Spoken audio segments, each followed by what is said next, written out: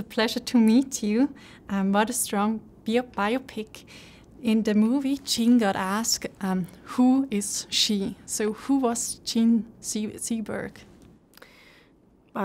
Jean Seberg was an actress, became really, really famous, kind of mainly in the French New Wave, late 60s era of filmmaking.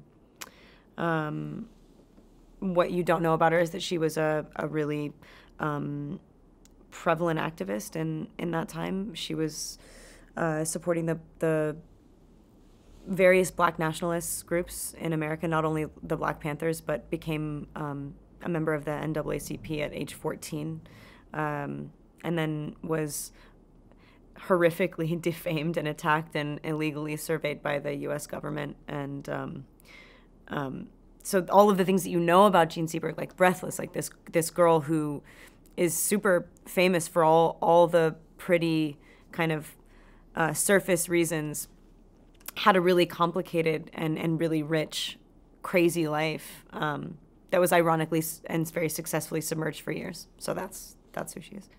And in many ways, she was the icon of her generation. Why do you think she touched so many people? I think she was a really good person. Honestly, I think that she was a really genuinely empathetic and like present, compassionate, bleeding heart. She was somebody that couldn't do anything halfway. Like everything she did was too much. You watch any of her parts, it's almost like too much to watch. It's like watching, you never really know what she's going to do. It's really unpredictable. And there was something kind of naive and idealistic about her, but those ideals that she had were so well-intentioned and so warm and so inclusive and very confrontational in that time. You know, nobody, the inclusive was not really the way of the world then, nor is it now.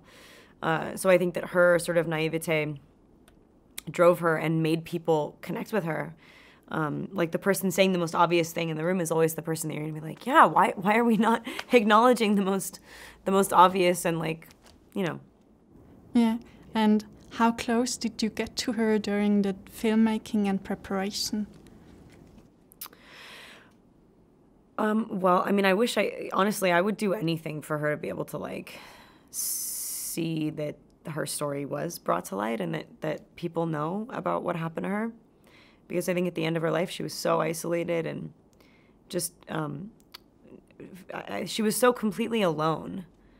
So I felt close to her in making this movie because I was finally lucky enough to be involved with a group of people that were making her less alone.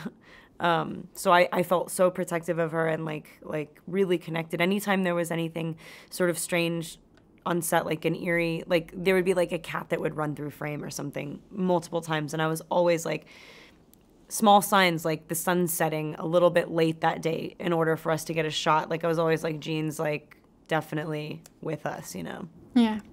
And the last question, one of your next projects will be that you are directing a movie.